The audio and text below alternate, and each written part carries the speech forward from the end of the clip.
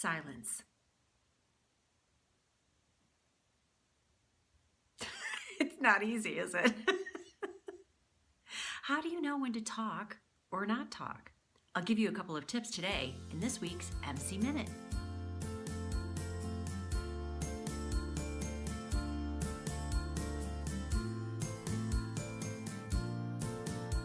When I was a theater major, we studied playwright Harold Pinter. He was the master of the art of the pause, silence, stillness, very powerful tools within all of his plays. And I learned a technique in acting that really helped. Fast forward to my career in training and development, I had the privilege of observing several really awesome instructors, one of whom would use the art of the pause so brilliantly that he was able to ask a question and then wait, and wait, and wait, until I became incredibly uncomfortable. The students in the room sort of looked around asking, what is going on here? He would wait until someone answered the question. His use of silence was the trigger for the student to realize, the instructor's not going to give you all the information. You need to participate and contribute.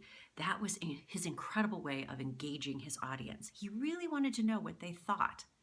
I use that skill when I can, because silence is not one of the things that I'm really good at. In fact, I'm the complete polar opposite. I like to fill the silences, the uncomfortable lulls in conversation. I'm filling it. I'm talking through all of that because I feel that moving things forward is the way to best communicate. Well, not always. Sometimes leaving a pause, leaving a silence allows the other person to share more information, feel more comfortable, and or drive a message home. So here's a few tips where you can insert silence to help make your message come across much more powerfully. Count. If you're presenting or you're asking a question, you're facilitating a group discussion and you're asking a question, count in your head to 10. Ask the question, then count, and see if somebody responds. That uncomfortable silence may trigger some communication that wouldn't happen normally when you're giving that presentation and when you're asking those questions. See if it works. Actively listen. If you're like me, you've already figured out what the person has to say and finished the person's sentence because in your head, you've got the solution.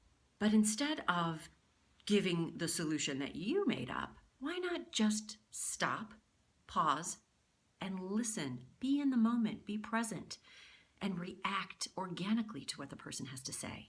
Stop, breathe, and listen. Use your body. This is an important thing. If you are trying to show that you want to share in the communication and be part of that conversation, stand still. Don't fidget. Don't look at your phone. Don't look over the person's head at the door.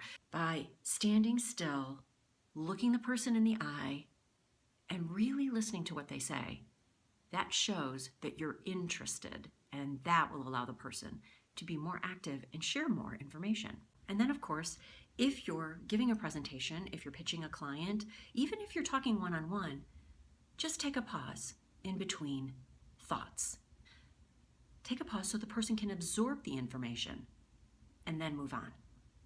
Sometimes those uses of silence can really balance out the conversation and show your interest in the subject matter and the person.